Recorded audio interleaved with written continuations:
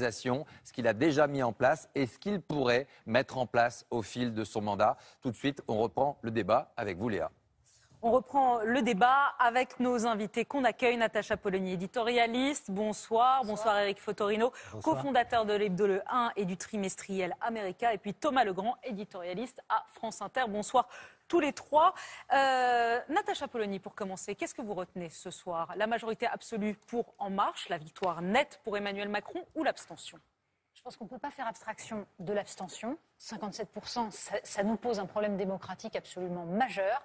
Et ensuite, il faut bien voir qu'il y a eu une forme de correction qui nous montre que les Français sont finalement un peuple assez sage. C'est-à-dire qu'ils ont donné une majorité à leur président parce qu'ils veulent quand même être logiques et ils veulent que des réformes soient faites.